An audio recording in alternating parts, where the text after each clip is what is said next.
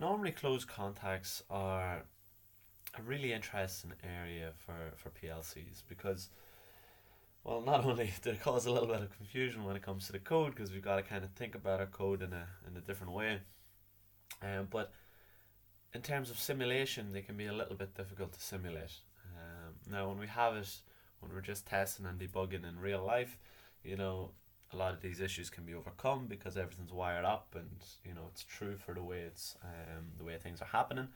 But when we're simulating, we gotta play around with it a little bit, especially in the CODESYS software.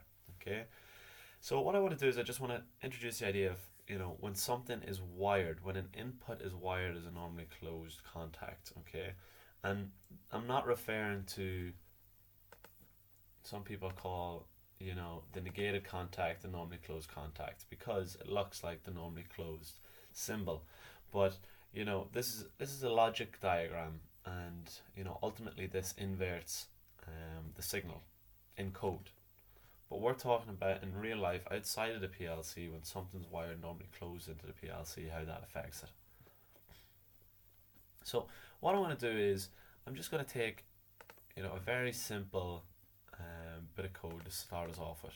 Okay, we're going to have a start button. I'll just put it all in capitals. We have it to type in capitals. So start button boolean, and normally what we would do is we would initialize it false and we would put in our address, so percentage ix 0.0. Okay, we'll just start there, and then we'll have an output. I'll call it LED 1. Again, we can initialize it. It's an output percentage qx 0.0. And we now put a wee space between them just to space them out. Okay, now that's a very straightforward command. We press the start button, the LED comes on, and that's fair enough.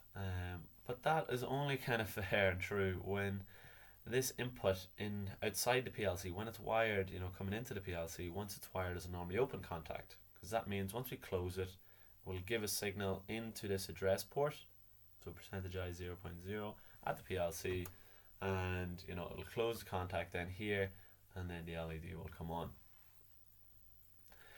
Just to give you that visualization, I've put a couple of switches, of LEDs here together. And what I'm going to do is I'm going to bring in just a little switch, okay, a push switch in here. We've gone over in different videos about how to kind of set up these visualizations, but just make it a green push button. We're going to attach it to a variable. So link it into our application and our PLC code. It's going to be our start button.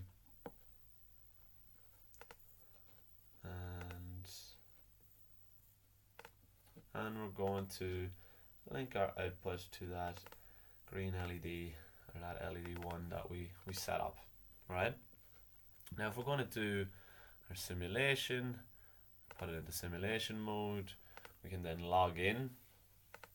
Go ahead and make the download into the virtual PLC.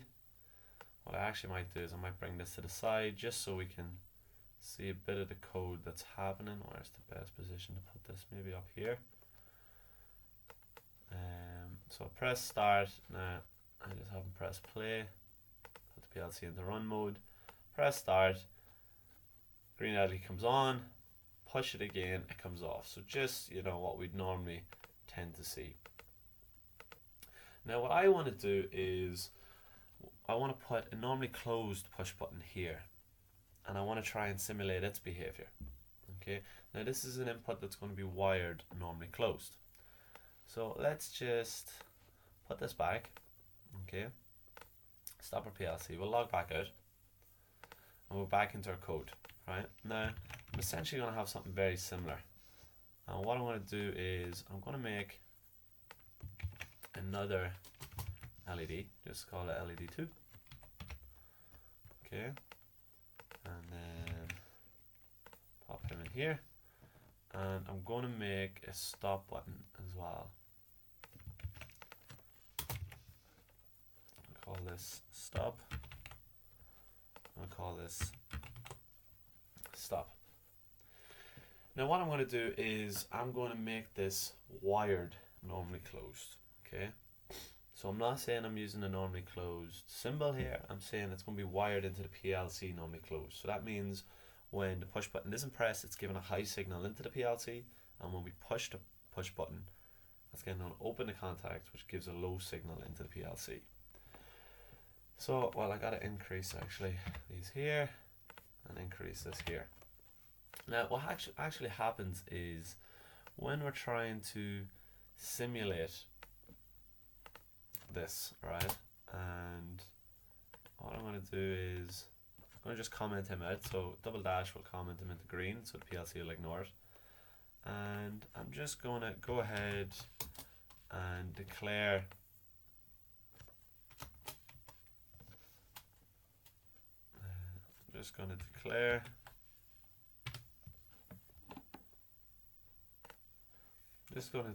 my input, right? So to stop button, it's Boolean. I want to initialize it true, right? I want this to start with a high signal going into the PLC because that's the way it's going to go. And what we actually have to do, because we're doing a simulation with this, we've got to leave its address blank. So I've got to put it in like this here, okay? And this is just for the simulation. Obviously in real life, if you're downloading this into the physical PLC, we'd be putting in the address, and then we wouldn't need to give it its initial value because the PLC, the wiring, would do that automatically for us. But when we're trying to simulate it, we've got to make it look like this here. We've just got to call it its variable and initialize it true. We can't give it its tag address because it causes the simulation to work a little bit awkwardly. And some people then would be, a wee bit annoyed, what do we do then? How do we label them a bit better? Well, I just tend to do something like that there. Have this for the simulation, and then when you want to bring in, if you're bringing into your real PLC, you can then just use this, and you would, you wouldn't necessarily need the false command there either. Okay. So now just look at what happens here. Well, there's another part to setting up our normally closed contact. When we go into our visualization, we actually can't use these push buttons here. Okay, we need to actually create a push button ourselves. So don't use this kind of standard switches here. Bring in a rectangle. Okay, drop that in. Right, so we'll give it a text. We'll call this our stop, and if you want, I'll just write normally closed beside it just to kind of keep it with us. The other thing I want to do is I want to give it a color. So in its normal state, yeah, we'll make it kind of light red. Then when we alarm it, we'll make it a bit more dark red. Okay, and then the last thing, well, obviously we want to link it to. So we've got to link it to our input. Okay, so get down here to your input configuration. Alright, and we want to make this a tap push button. Okay, so a momentary push button. So the variable we're going to link it to, we've created it, our stop button. And this is the other key part. You need to tap to false, tap to make it false, because we're initializing it true, so when we tap it, we're making false. So them two things need to kind of match up, the fact that this is tap to false, and then we have this a true in here. That now allows our button here that we've created to be a momentary push button that is wired normally closed into the PLC. So let's log in and see what difference that has to the simulation and how we can view it. So if I press play,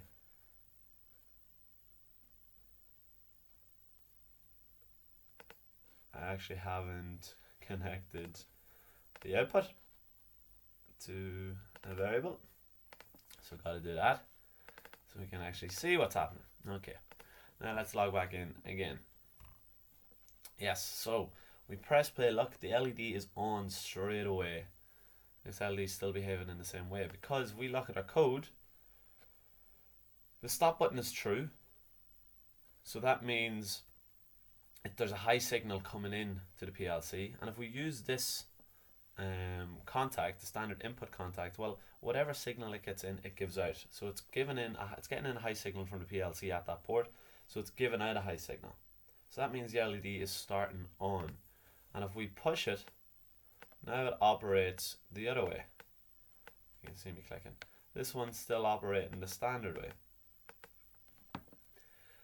So in order to get these two inputs to behave the exact same way, we don't need to rewire anything into the PLC, because this is the benefit of having the PLC. We can change its code to suit its application. So let's log out again. So if I wanted to change this operation, I would need to use a negation. So negated contact, because that inverts the supply. Whatever supply it gets in, if it's getting a high signal in, it'll give a low signal out. If it gets a low signal in, it'll get a high signal out. So now when we log in, wait till you see the change that happens. Press play, both LEDs are off. Because remember, this is getting a high signal in this port because it's true, and then it gives a low signal out because of this negated contact. So in the visualization, now if you press it, it comes on, and this still behaves the same way. So this shows us the real difference when using wired normally closed inputs, is that our thinking has to change ever so slightly. It's going to have to change to, the symbol's going to have to change to what we're kind of normally used to thinking of. Now let me just give you one more example. What I'm going to do is, again, I'm going to take another input, okay, and we'll put this at port 2, because remember this one was port 1, even though we haven't specified it. And what we're going to do is we're going to call this a start latch, because ultimately I want to show you the latch setup, right? Start latch, and hopefully this doesn't get too confusing for you, and a stop latch. Okay, so the stop button that we're going to use in this latch that I'm setting up, right? Now this is just going to be the standard normally open, right, wired normally open arrangement, and then I'm going to create another one. So again, I'm going to have a start latch and a stop latch, but this is going to be our normally closed variation. So with a stop normally closed, I can actually just use one of them, and I'm actually just going to take this line here, much easier for me. So a stop latch, but this is wired normally closed. So 0, 1, 2, 3, this would be 4, fourth input. And then I'm going to need another LED so you can view this, another 2 LEDs so you can view this nice and clearly. LED 3, LED 4, 2, 3. So hopefully I'm not overcomplicating this too much, which is, but literally just creating a couple of new inputs, and I've also created another new normally closed output, right? So what effect does this have on our code? Well, let me just copy some code down. We'll bring in a new network, copy that in, right? So we're going to use our start latch because we want to set up a latching type circuit, right? This is going to go into LED tree just to view this. So with that latch, we would normally have a parallel contact underneath, LED 3 to keep it latched on, and then we would have something in here to stop it. Okay, we'd usually use the negated contact in here, and we would call this, we're using this stop latch. Okay, so this is just our normal kind of setup of a latch that we've seen loads of times before when everything is wired normally open. So these are normally wired normally open because they're initialized false and we've given the tag address to them. Okay, so if I go ahead and go into my visualization, I'm going to link this one to LED 3. Where is it? And then again, because I'm not using really any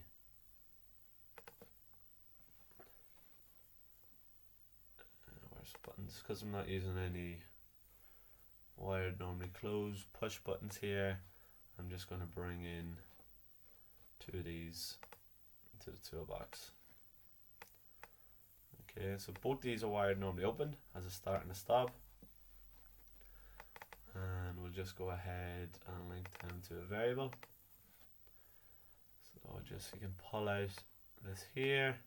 This is my start latch, and then we have, this is our stop latch, but again these are wired normally open. So we log in, go ahead and accept it, just focusing down here, press start, LED comes on, take my finger off the start button, and then press stop and the LED goes off. Okay, so the standard, very standard setup for our code. Again, if we just want to see that beside it, start button goes ahead, sets up the latch, take our finger off the start button, and then press the stop. But now let's look at how that would work if we had a stop button that was wired normally closed. Well, let's go ahead, copy this down, because it's going to be kind of a similar setup with a slight change. So we'll have LED 4 is going to be symbolizing this one. We're still going to use that start button to start the latch, but this stop latch I want to take as a wired normally closed, right? And I'm just going to leave it the same way just so you can see visually what happens. Now I'm going to need kind of something like this here, so I'm going to copy these, bring them down below. So this is a stop button that's normally closed. I'm going to give this just a different color to change the way everything looks. I'm going to need to link this to a different LED, our last LED. Obviously I'm going to need to link this one to our new push button, but we're still going to have the same setup. It's still going to be a tap to false. The variable is going to be this latch normally closed with wired push button. And again, look, we can take the same input and bring it down here because this is still linked to the same start latch that we want. So now if I log in, provided everything is matched up the way it should be. Now what I want to do is just bring this down so I can see exactly what's happening in the code. So this is the bit we're interested in here. So we press the start button, take our finger off the start button. See the way I'm not getting any power through? Because the stop button is wired normally closed. So that means there's a high signal coming in to the PLC, and then this is inverting it, so it's giving a low signal out. So it's not letting the power that's coming in from the start latch flow through it. So the LED will never come on. And that is why we have got to, again, change our thinking of our symbols for what's happening when they're wired differently. So I'm going to have to negate this background to something like this, because when we log back in, again, log in with download into our visualization, we'll just pull that out so we can see what's happening. We press the start button, the LED now comes on, because remember, whatever this is wired normally closed, so that means it's given a high signal in, and if we're using the standard input contact, that means whatever it gets in, it gives out. So if it gets a 1 in, it gives a 1 out, so that means it allows that power to flow through it. LED comes on, and now when we push the stop button, it turns off the LED. So we've got the exact same procedure as what we have above. They're working the exact same. We can see in the code they're working the exact same, except we now have a stop button that's wired normally closed, which would be much safer in real life than the one that's wired normally open, and we're able to simulate this in CODESYS. Now of course the simulation, we only have to do a lot of them kind of slight tweaks in the simulation so that we can get the simulation working correctly. If this was just going straight into the PLC, you can just set up your inputs and outputs the normal way, give them the proper tags, and obviously the physical wiring, the physical power or flow of power will sort everything out for you. So hopefully it makes sense. It's a complicated idea to try and get in your head, but I do encourage you to play around with these contacts, these visualizations, just so it works in your head, and obviously try it out in real life with the PLC in the labs. And when you get your head around that, you know that this is a logic diagram and that you're able to kind of invert supply and allow supply to flow at different times, whether you have power or not, it can be really powerful. Okay, so thanks very much.